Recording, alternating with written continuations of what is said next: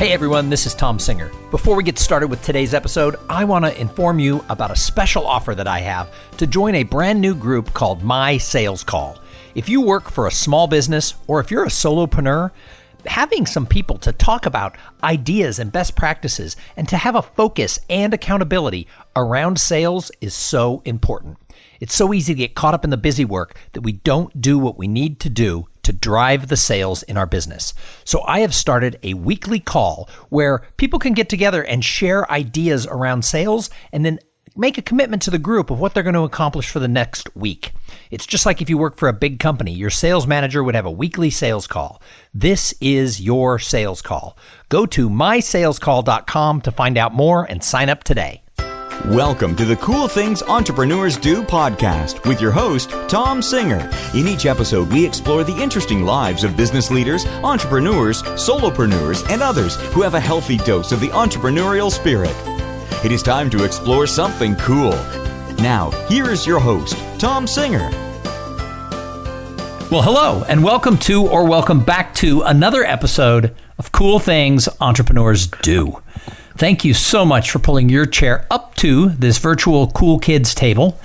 I tell you what, I started this show, this summer it's going to be 6 years ago. I can't even believe that because it was only going to be 50 episodes. It was going to run for 6 months because I know that one thing is true, and that is success leaves clues.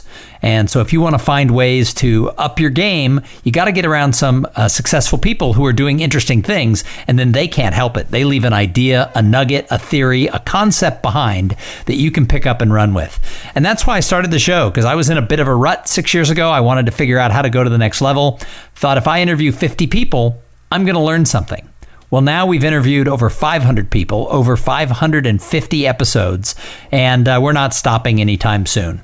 So I keep looking for people as I go through my travels who are interesting. And I think today's guest might take the cake for one of the more interesting people. He's wearing a pink hoodie most of the time. He said that he had a pink mohawk, but he's wearing a hat, and I made him show me. It wasn't pink because it's getting dyed tomorrow. So by the time this airs, the guy's going to have a pink mohawk. But as of this exact moment, it's sort of brown, but it is a mohawk. He is a guy who empowers entrepreneurs to ethically scale their business. Or a better way to say that is he helps companies blow up in a good way. So George Bryant, welcome to Cool Things Entrepreneurs Do. Well, Tom Singer, thank you for having me on Cool Things Entrepreneurs Do. And you're a rock star for hosting 550 of these things. And it's an honor and a pleasure to be here. So thanks for having me. Yeah, I think this one's going to be like 556. I don't assign them numbers right away, but that's probably the number it's going to be. So I think you're safe to not assign numbers when you get to the point that you're at. Like you can just call it another episode. It's just another show. Because, and we live in a world now where I used to assign them when I would record them, and then they would just come in order. But now the world is changing every single day. So it's like, yes, this could air in 2 weeks, or I could have something more pressing that is happening in that exact moment that has to air. I've done a lot of entrepreneurs who have scaled themselves through this crisis and had some really good shows. So, we play it by ear now. I love it. Well, thank you for having me. I'm honored. I'm excited, and I'm ready to go. So, George, I don't read the biographies that fancy PR people send to me. I like for you to tell me a little bit about your background and how you got to do what you do today. Yeah, I love it. And for the sake of your show, I'll give you the elevator version so we're not here for 7 hours. I appreciate that. Yeah. Yeah, no, it started, grew up in Massachusetts, pretty troubled childhood, physically abused, sexually abused, emotionally, all that stuff. So I did what any sane child would do at, 17 after navigating homelessness and, poverty and things like that. I joined the Marine Corps because I was like, that's a good place to go. That'll make my life easy. And so I joined Uncle Sam's Misguided Children and got in the Mobile Carnival and went to work. And so went in the Marine Corps, 2002, Napoleon Complex took over, graduated first and everything, and ended up deployed way sooner than I wanted to. So I was in Somalia in 2004. On my 21st birthday, I had a pretty horrific injury. Almost lost both my legs, ended up staying in country for 6 more months, coming back, and ended up having to have some pretty crazy stuff done. So they wanted to amputate both my legs, but instead I got them fixed, told them I was keeping them and I'd rather walk with no feeling than not have them. And so went through that process, spent 12 months in a wheelchair, gained 100 pounds, all that fun stuff, and ended up being told that if I don't fix it, they're kicking me out.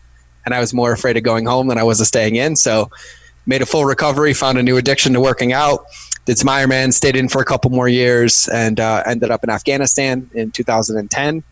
And that deployment is the one that did me in. Luckily, I'm still here, which is amazing, but I ended up getting 7 concussions over the course of like 2 years. And so I had bleeding on my brain and fluid on my brain. So I was diagnosed with traumatic brain injury, post-traumatic stress disorder, and then my legs. And so the Marine Corps was like, hey, it's been fun. Thanks for 12 years, but we're going to kick you out. And I was like, oh, crap. And in that time, I discovered that I had celiac disease and I wanted to change my life. I didn't want to be struggling with bulimia anymore, or addiction anymore, or any of that stuff. And so I started teaching myself how to cook. And I documented the journey on the internet, and I just posted on Facebook every day. And this happened over the course of 9 months while the Marine Corps was doing my medical separation board. And I didn't know that if you showed up every day and provided content and value to people, that you would build a following, because I had no idea in 2010 or 11 what digital marketing was. And so I was just documenting my journey. And when the Marine Corps decided that they were going to separate me, I had built up a pretty consistent following after 9 months. And someone was like, hey, you've been posting recipes every day. You should make an ebook. And I'm like, what's an ebook? And they're like, oh, well, you just take all the stuff you have and you save it together, and then you give it to people. And I was like, all right. So I made one, and then I sent it to them. Like, no, we wanted to pay you. I'm like, what do you mean you want to pay me? And they're like, no, seriously, want to pay. I'm like, how much would you pay me? They're like, $27. This was 2011. And so I was like, all right, cool. And they're like, other people would pay too. I'm like, what do I do? And they're like, well, you upload it to this website called ClickBank, and you build a website, because I didn't even like have a blog or anything. So I did all that over a couple days. And then sure enough, I took all the recipes that were free on my website, put them into an ebook, and I was so dumb I didn't even know how to make a PDF. I uploaded a Word document to ClickBank. Smart move number one. And I posted about it once on social media and a blog post. And the first day I made my monthly salary of like $6,000. And then the second day I made my yearly salary of $35,000. And I was like, what is this world that I don't know about right now?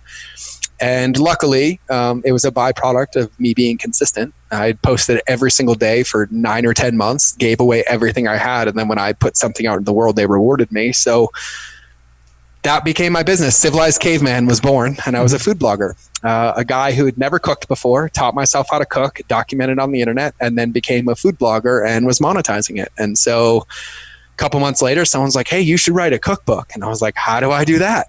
Found out I needed a publisher, had to do that. Ended up writing an entire cookbook, and they're like, hey, it's going to be nice you have a book. You'll never make the New York Times list, blah, blah, blah, blah. So at this point, I taught myself digital marketing. I taught myself email marketing. I taught myself social media marketing. And so I made a 9-month marketing plan kind of from scratch, not knowing what to do.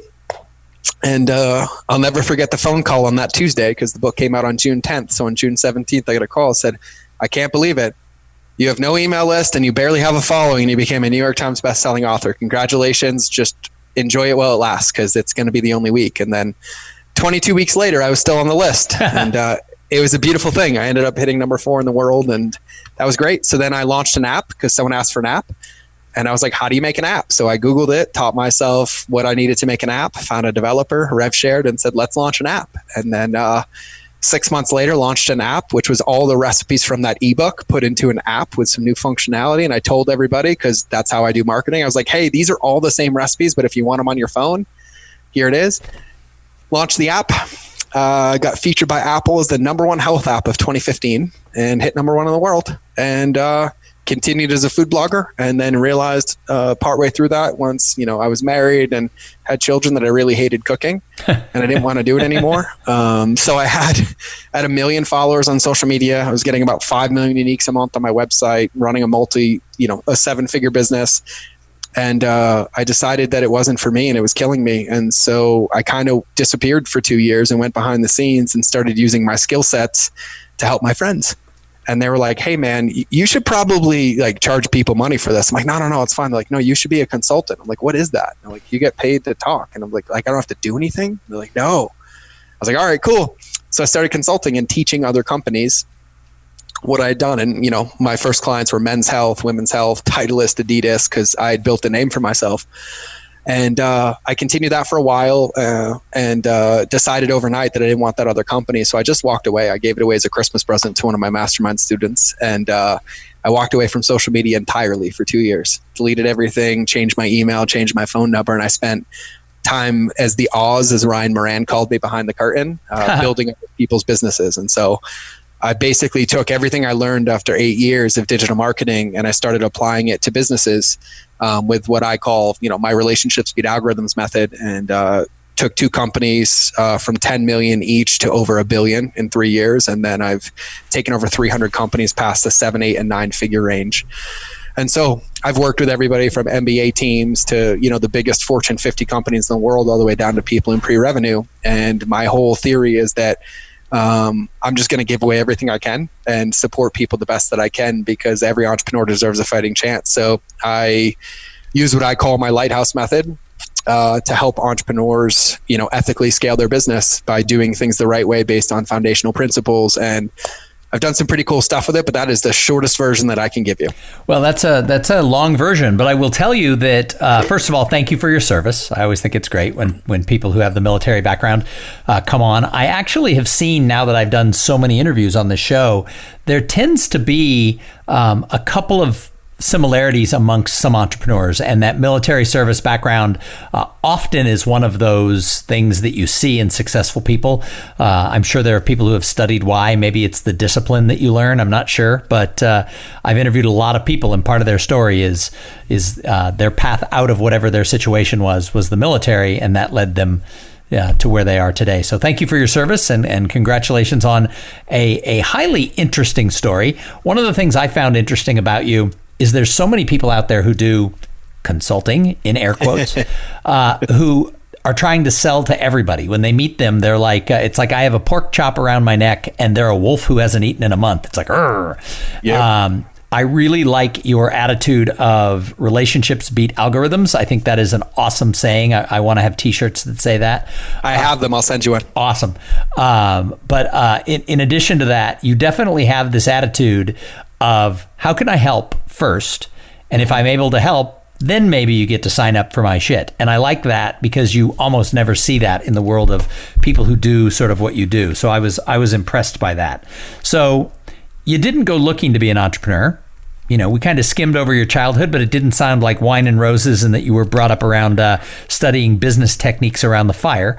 So nope.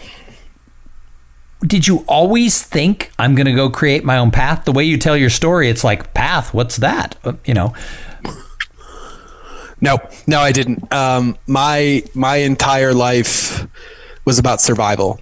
And really, the way, and I've studied a lot of trauma, and, I've done 25 years of work on myself, and, probably invested 7 figures in my own healing. And, when I was very young, I didn't get to be a victim of my trauma because it meant I would have died. And so I intellectualized a lot of my trauma and figured out what to do and what not to do in order to survive. And so most of my life, I'd say up until about 4 years ago, was born out of reaction and insecurity and fear. And that's where a lot of, like on paper, I was successful. I was a New York Times bestselling author, right? I had an app, I had a 7-figure business, and yet I was more depressed and sad than I'd ever been in my entire life because I had no idea who I was. I had 25 years of unprocessed trauma and experiences. And really, I had no idea where I was going because I couldn't pick a path because I didn't even know who I was. And so there was a whole lot of, and I did every therapy you can imagine. I did EMDR, cognitive behavioral therapy, prolonged exposure, cognitive processing therapy. I did MDMA assisted psychotherapy. I did plant medicine. I did breath work. You name it. I was doing theta healings and incantations and shamanic work and all of it. But really, I had no idea who I was. And so a lot of my life and successes have come from thinking that if I push really, really hard and I do these things, that somehow in that process, I'll discover who I am. And it's why the pattern is like the best at everything, right? But it never sustains, it never lasts. It's like, then what's the next thing? Then what's the next thing? Because it's all misguided and it was misdirected. And so, the path wasn't very, very clear and easy. And I've done crazy things I didn't even talk about. I tied a world record for a standing box jump and they told me I'd never walk again, right? And I was like, oh yeah, I'll show you, right? And I built my value and worth as a human based on all the external things in the world, right? I was like, nobody will like me unless I'm the best or the fastest or the most successful, because I really had no relationship with myself. So yeah, the only path that I really saw was the path that patterns or trauma that's unprocessed or unhealed wounds leads to. And that wasn't a road that I wanted to lead down. I didn't want to end up as an addict. I didn't want to end up, dying of cancer like my family or, with, psychosis and things like that. I wanted something different, but I really didn't know the path and I didn't know where to ask for help. And so instead I was like, I'm going to run as fast as possible and as hard as possible at anything that gives me a glimmer of hope. And that was kind of how I started. So you said a couple things I want to unpack here. One of the things, Please. And I'm going to jump to the second thing, and you talked about the fact that until 4 years ago, you really didn't know who you are. So, George, how did you figure out who is George Bryant? 10 Besides days the guy who's going to have a pink mohawk tomorrow. Yeah. It started 4 years ago. I didn't know who I was really. I was married. I had successful businesses. My daughter was 11 at the time and my wife was pregnant. And I was 1 week away from bankruptcy. 1 week away from bankruptcy. So the consulting career started out of necessity of survival because I had driven that other company into the ground. I was losing 40 grand a month, but I had millions of followers, right? Like I had everything. But I was living off the dopamine of other people, right? I had no identity, no self. And so I went for 10 days in like isolation alone on a journey. And that was probably the hardest thing I've ever done, being with myself, because I think it was the first time in my like logical, mindful self of my entire life that I've spent time alone. No distraction, no noise, no thing to do. And in that time, I realized I had a lot to heal. And that's where I realized that I had to let go of that company and kind of focus on me. And so I basically cut out the whole world. Like I cut out everything external. Like the only thing in my life was what I did in my life every day with my family or my team, but it was all proactive versus reactive. Like there was no external triggers coming in. There was no social media, no business calls, no emails, no nothing. Like I was fully there and proactive in what I did. And so space was really, really the secret. And I trust me, I'd done a lot of work before then on getting to certain areas, but really it was giving myself the space to just exist without, having a podcast or having a business or being the guy on social media or having millions of followers or even being a dad or a husband, like just being me. And it's a practice I maintain to this day. The first 3 hours of my day every day are spent in silence. I wake up at 4 a.m. and my son wakes up at about 6:45 and I'm the first one and I sit and I just sit. I'll stare at a fire. I'll stare at the snow outside. I'll stare at a mountain. I'll do breath work. I'll do writing, but no distractions and like really choosing who I get to be that day. But yeah, it came from some really extreme pressure that forced me to make some hard decisions. One of them walking away from a company, another one, letting go of all that stuff because it wasn't serving me. And then the third was spending a whole lot of time in a relationship with the one person I get to spend the rest of my life with that I was ignoring every day, which was myself. So who is George Bryant? I am a loving, passionate, and trusting man that chooses to use my gift to change the world every day by filling my tank first, then my family's tank, then my team's tank, and then giving away everything I can to empower people to light up their soul switch. And if I was to interview your wife and say, who was George 5 years ago versus now, what would she say? 5 years ago, I was a sociopathic, narcissistic, emotionally abusive man. And now I am the hardest working, most loving, connected husband, father, and human that she's ever met. Awesome. So the other thing you said, and I sort of skipped to the second one, you talked about your own childhood and you said it was really about survival. And it really struck me because I think right now with what's going on in our society because of quarantine and the virus that has spread around the globe and deaths, I talked to a guy today who literally switched jobs on March 1st to go to work in the cruise line industry. And he has now been laid off. And, that's it. He'd walked away from another job a few months earlier. He got that job. He was really excited. And he is in survival mode. And we talked for a long time just to brainstorm and share ideas and, kind of look at things because I'm not from his industry. He's from the tour and travel industry. So we looked at it kind of from a different set of lenses. But I realize he's not the only person who's in survival mode. I'm in survival mode. Many people are in survival mode. How do you think that what's going on right now is impactful for entrepreneurship? What an amazing question. And just to give some context, I own 9 companies, and three of my big ones, my supplement company, my diaper bag company, and my protein bar company, we're losing 60 grand a day right now. And I laugh about it and I smile about it because it's just ridden with opportunity and it's temporal, right? So the first thing to remember for me is that any reactive decision is never a good decision. And right now, we went from a world of neutrality to a world of like net negative, right? Everybody's in fear because human agency was taken away. So it creates what's called reactance. And in reactance, it's all scarcity-based, fear-based, and everything there. And so the first thing is to remember that like everything that's happening out there is out there. It's not in me. It's not in my world. And that number one positioning is what gives us the position to see it as an opportunity, right? Because we get to choose kind of our path. And I'll give a tangible example. My supplement company went from multiple 5 figures a day to 3 figures a day. And we have a staff, we have a team. So we cut owner pay so we can pay our employees.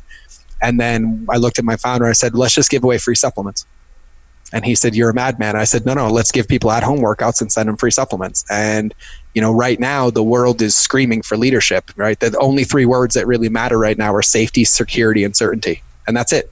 And, 6 weeks ago, 8 weeks ago, we used to bring people in our marketing and our branding and our messaging from where they are to a desirable state. And now we're bringing them from pain to somewhere of neutrality, right? But all of it comes from the entrepreneur, the business owner, the person being in that space first. And there's no opportunity and there's no clarity to see the path when you're in it, right? And a very wise teacher of mine in all these years of work, looked at me one day and he's like, you have it backwards. And I said, what do you mean? He said, you always think you either have to be swimming against the current or floating with it. And I was like, yeah. And I don't ever want to float with it. Like I'll always swim upstream, right? And he's like, okay. And he's like, or you could stand up and realize the water's only 6 inches deep. And it was one of like the most profound statements of my life. And he looked me dead in the eye and he said, visionaries stand up. Right. And, the book that I always reference in these states is The Infinite Game by Simon Sinek. Right now, we've never experienced a level like this worldwide as we are now. But like you think about September 11th and we experienced something like this in the US before. Right. And there's companies that went out of business and there's companies that 10x'd because of the way that they looked at it. So it's an amazing read when you think about it. But the first thing is understanding. And in Stoicism, they reference this. Right. It's called a memento mori. Right. And it's kind of throwing all the cards on the table. Like, what's everything that's possible here? Right. Like I could die, I could lose, I could go bankrupt, I could whatever. That's the most powerful place to be, because I find that most of the fear comes from a lack of acknowledgement of the current situation. Right. It's what we call dissonance. And so in the opportunity that we have now is that the moment you can kind of sit back and take a breath and observe from 30,000 feet of like, what's here? What do I have? What are the fears? Like I have the fears. I have the fears of bankruptcy. I have the fears of whatever. And then I was like, yeah, but even if it doesn't take my freedom, it doesn't take my family, it doesn't take myself, it doesn't take any of those things. But in that is where the power comes from, because that's where we have the ability to respond versus react. Right. And so the opportunity now is to understand that we're being tested. The world is screaming for leadership. And we as entrepreneurs and business owners, we're the people that really change this world. And I'm going to say what nobody else is saying. Entrepreneurs love this. This is what they've wanted. We're entrepreneurs because we crave uncertainty, because we like the unpredictability and carving the path. Well, now the whole world is in the state. And so it's what basically we've been working at every single day, to where if you look at it from an opportunistic perspective of like, okay, I get that this is where we are. This is the field that I'm in. Breathe into it and understand that like this could happen, this might happen, but also this could happen. And then you use that to kind of pick your path. That's the best path forward. And that's what I've been telling everybody. And listen, I have MBA teams as clients. My phone rung 400 times in like 3 weeks. And I told all of them the same. What do I do? I said, breathe, call me in 24 hours, make no decisions, right? Like none. Breathe, call me. And then we kind of come up with a path. And so when I look at the current state, the opportunity for entrepreneurs is to deepen foundation with self, right? Like I say, be a mountain or be a lighthouse. And when you deepen that relationship with self, you also deepen that relationship with everybody around you, your family, your team, and then your customers. And listen, in the world of business, and we're all entrepreneurs, people don't buy the best product, they buy the best relationship. And there's a massive opportunity right now for relationship clout and depth that nobody's ever been able to achieve with such a global heightened emotional state. And so the opportunity is that. So you talked about the fact that, right now the words people wish they had, it was safety, security, and certainty. Yep. And I just had some conversations with a friend of mine, and her expertise is on how to deal with stress. And she said that uncertainty is the worst thing for stress for people. That they've done like studies where like they bring people in and they do different things, and they've told like one focus group that you will not be electrical shocked. Those people are pretty calm about the whole experiment because they will not be. They tell another group, you will get an electrical shock.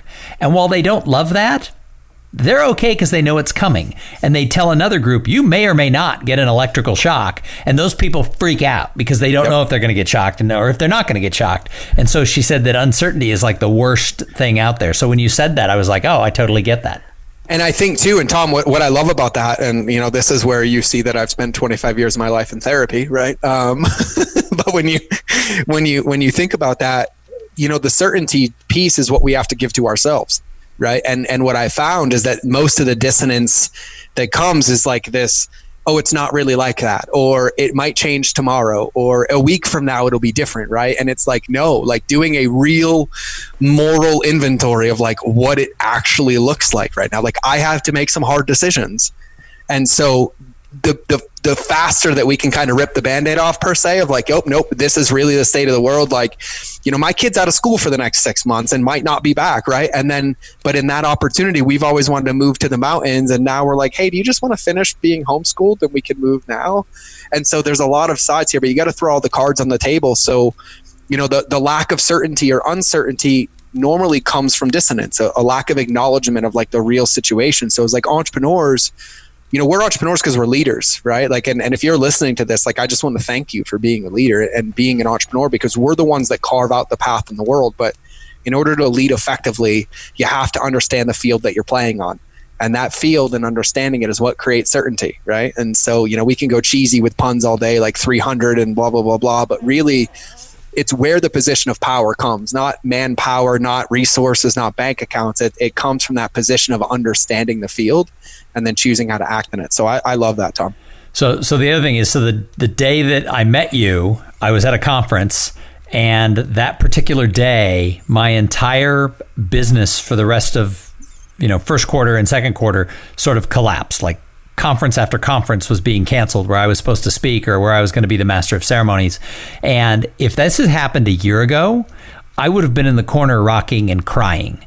Yep. But I went through my own sort of like self-awakening growth thing in the fall. And I've kind of had this attitude, we're now 5 weeks in, I've kind of had this attitude of, it'll be what it'll be. And part of that is, so my father was 52 when I was born, and he lived to be 99 years old. So he only died a few years ago. But my dad was born in 1914, and he lived until the end of 2013. So he just missed that 100th birthday. But a fascinating thing is, he always pointed out when people would talk about the economy, he said through his whole life, before the Depression, he was an adult during the Depression, and he said, every time there's an economic downturn or bust, it is always followed by unprecedented growth. And he had like stock charts of how, they go down and they might be flat, but then they get higher, and then they go down and they get flat, but then they go higher. And so he said, no matter what, when there's a downturn, always know there will be a boom that will come. And it is true. You said it earlier that there's so many businesses that were forged and born in the recession, after 9/11, during World War II. I mean, the list is endless. Mm-hmm. So I think that's kind of why I have this attitude of, what's the worst thing that happens? We have to sell the house. All right. Well, and for you, like, where I want to acknowledge you and give you credit, right? There's a difference where there's opportunity, right? When you're romantic about how you do business, you go out of business. When you're unattached to what the wrapping paper looks like, you have the ability to stay in business forever, right? So I've never heard that before, but I like it, because a year ago I would have said, no, I make my living standing on stages and speaking. Well, there are no stages and speaking. And while I don't have the answers of everything I'm doing, I'm scrappy. I'm just like, all right, we'll figure it out. And what I've done, my own personal thing to do, and not just with the podcast, but just one-on-one calls, is for the past 4 weeks, I have made it a practice that every day, Monday through Friday, I talk to one really smart person. And might be someone with a background in the speaking or meetings industry. It might be somebody in the drone industry. It doesn't matter. I talk to somebody who I consider very smart. And we chat, we brainstorm, we talk, and then I end every question with, so what should I do? And in 20-ish people, I've gotten a couple really dumb ideas that don't resonate with me. They're not dumb. They just weren't right. I've gotten a lot of, don't know what that means ideas. But I've gotten a couple of ideas that were like, oh yeah, I can totally do that. And I'm running with them to some degree.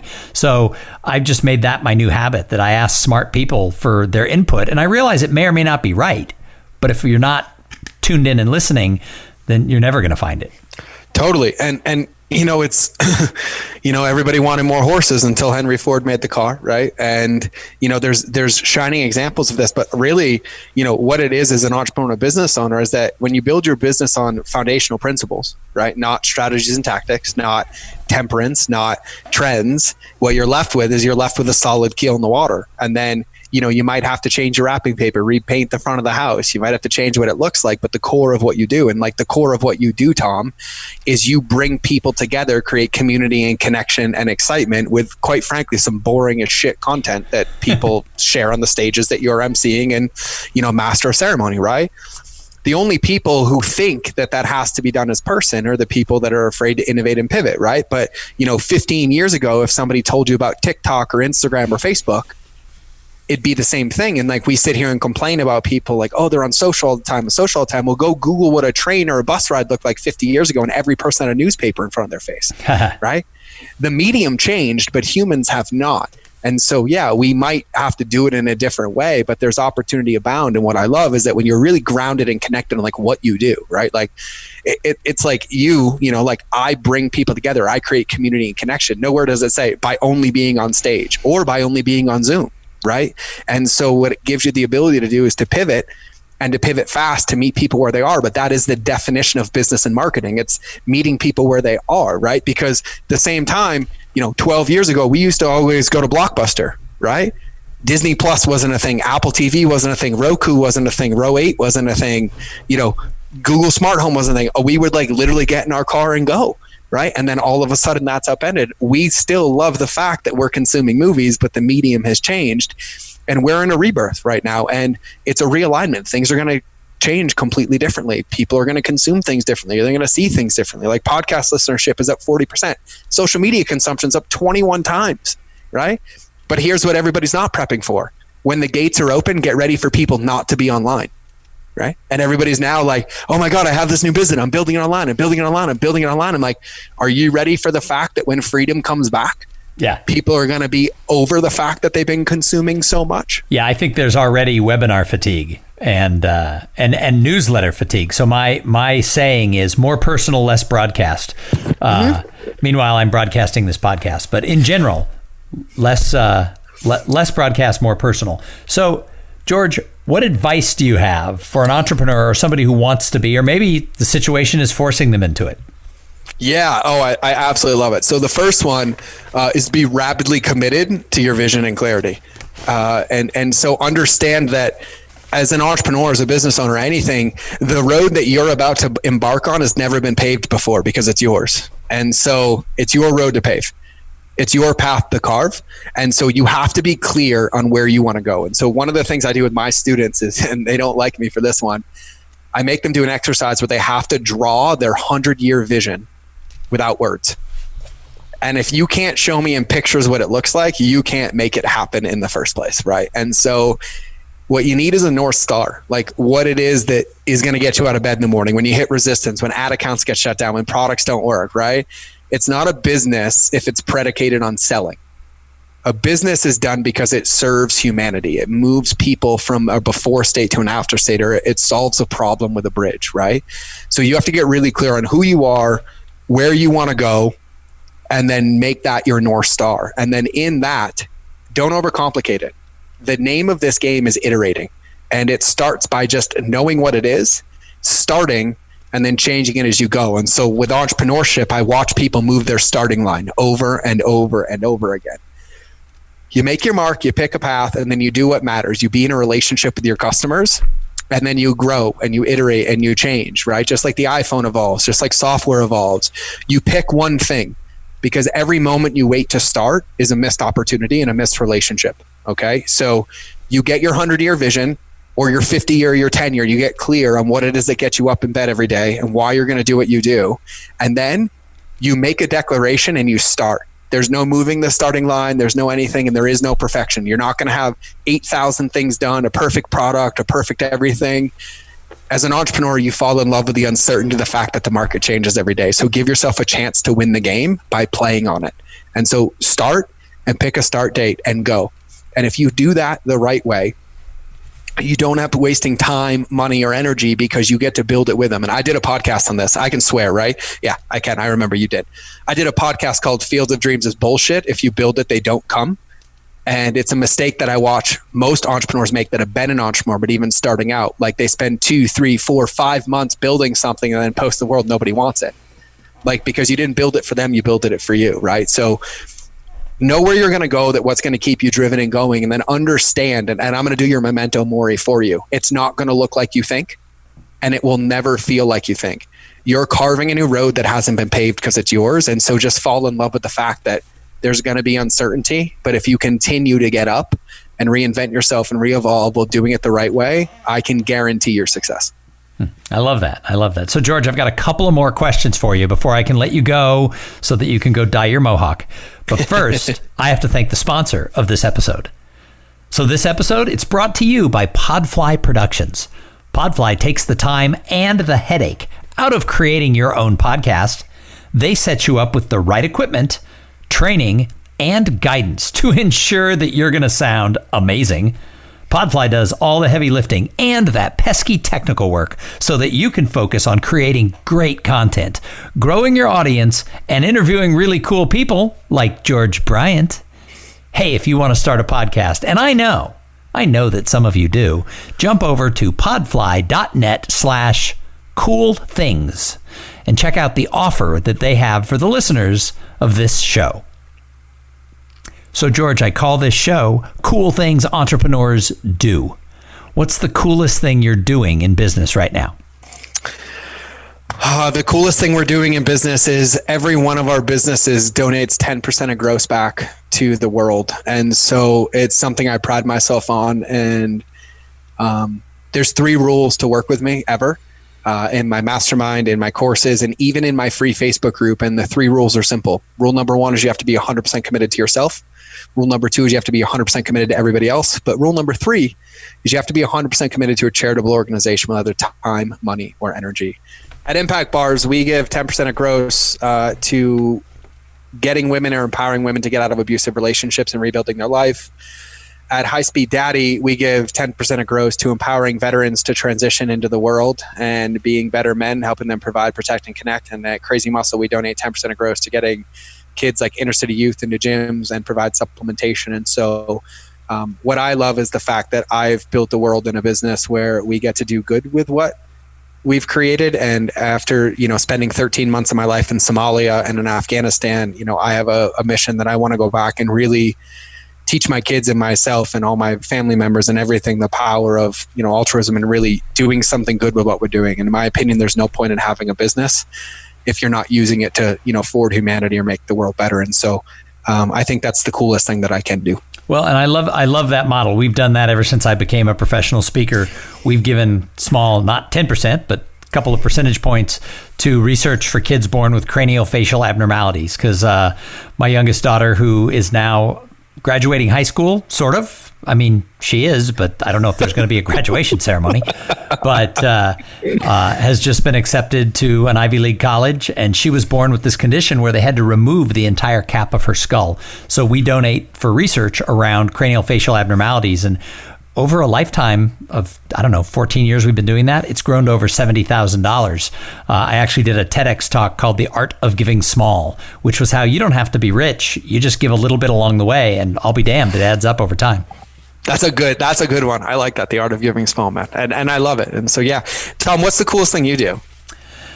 So, I would say that the coolest thing I was doing was I was really doing more Master of Ceremonies work for associations because their conferences matter, right? I mean, it's about the relationships, it's about the networking, and there's sort of a pendulum that happens in the meeting world, and it gets very much pinned towards, oh my gosh, super great data dump, and it's like, nah, let's get back to some entertainment. And so I'm able to provide that, and so that's what I would have said 5 weeks ago. I think the coolest thing now is a project my friend and I just launched called the Webinar Talk Show. And it's all about making webinars more interactive, like maybe Kelly and Ryan in the morning, rather than just some talking head in a box on Zoom. I love it. I love it, man. I can't wait to watch it. So the other question that I have for you before I let you go is, who do you admire in the world of entrepreneurs? Because I think great entrepreneurs are observers. So I think they see when someone out there is doing something. So who do you look at and say, wow, she or he, they're doing cool things?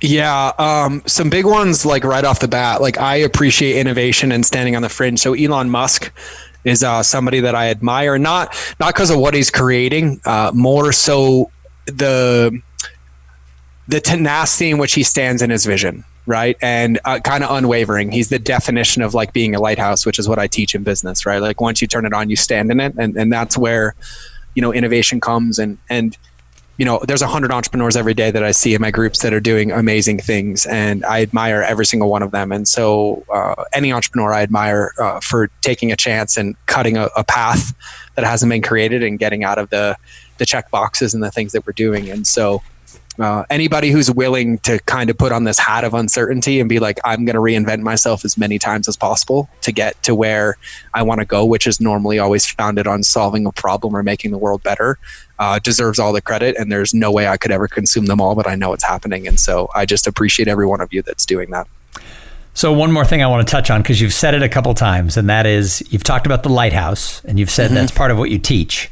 Oh, yeah. I'm going to make you explain what is the lighthouse that you teach.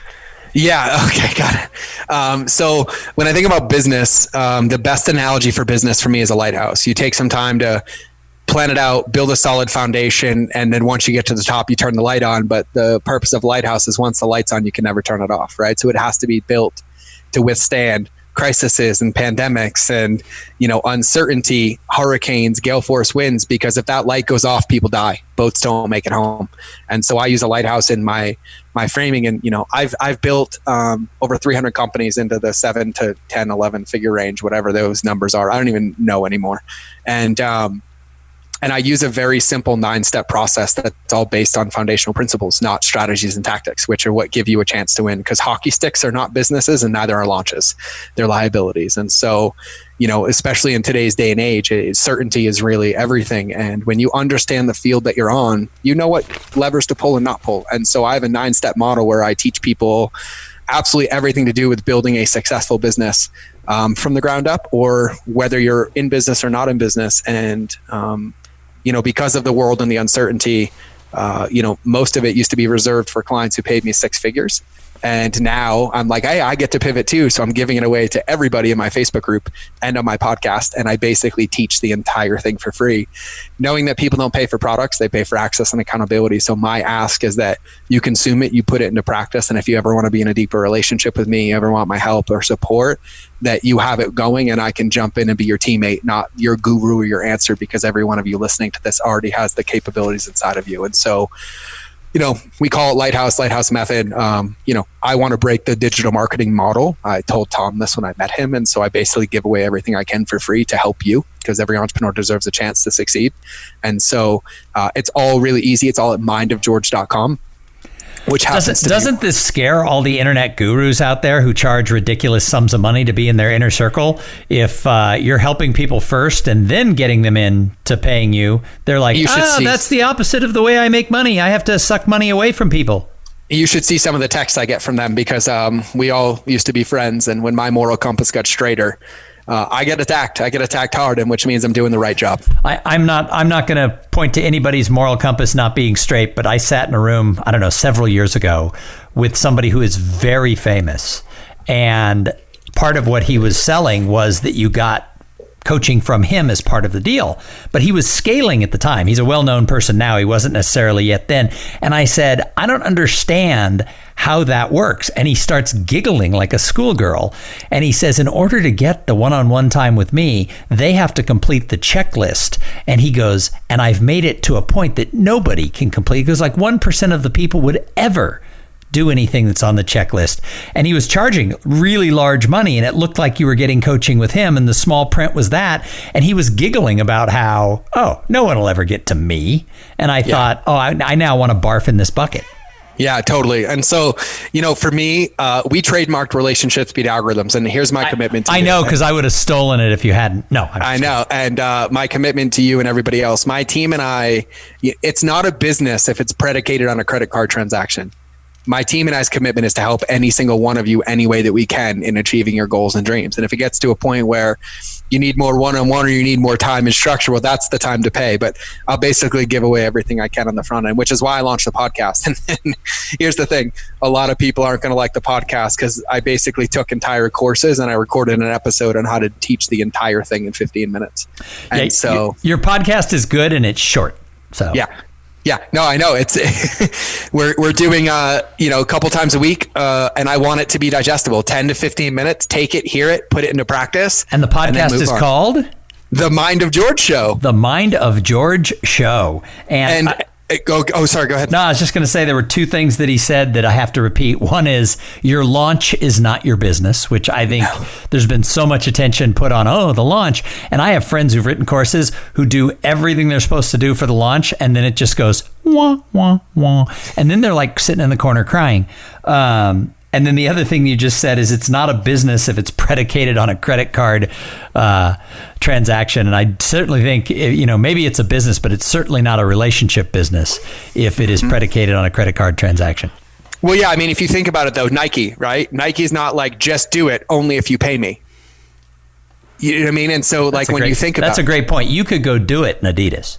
Yeah, you could. And so here's the thing. Mindofgeorge.com is the easiest place. And I'll tell all of you, one of the things for every entrepreneur that is important to understand is the customer journey. And I teach it ad nauseum and pretty at length, but really there's only 4 types of customer journeys that happen in the world. And most businesses only solve for one of them.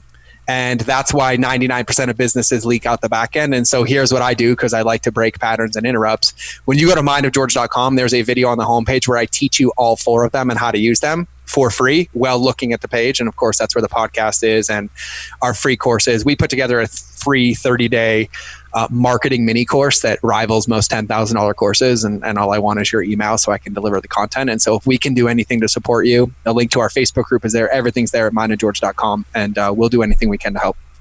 Yeah. So the night I met him, the first thing I said to the person sitting next to me was, if he's for real, he is unique.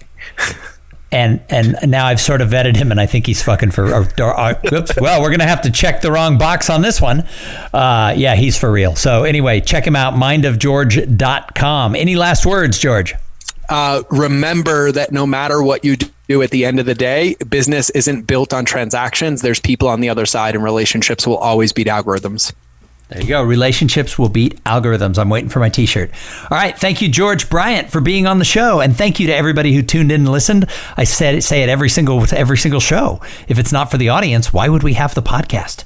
So make sure that you go back. We have 555 episodes before this. We're going to do 555 more after this. Just keep tuning in, checking out what we got. And if you like the show, I always ask people to go and leave a review. That's cool. I love to see a review. But more importantly, tell a friend, because most people find the show because somebody told them about it. So go out and tell all your friends. Cool things entrepreneurs do. We're going to be back in a couple of days with an interview with somebody just as cool as George Bryant. I know you're thinking, what? How is that possible? But we do it every single show. But in the meantime, go out there, flex your entrepreneurial muscles, make sure your ladder is against the right wall, because you don't want to climb that career ladder to find out it was in the wrong place. Try some new things, and while you're at it, have a great day. Thank you for being part of the Cool Things Entrepreneurs Do podcast. Without your participation and listening to these conversations, there is no show. Connect with Tom at tomsinger.com and follow him on Twitter at tomsinger.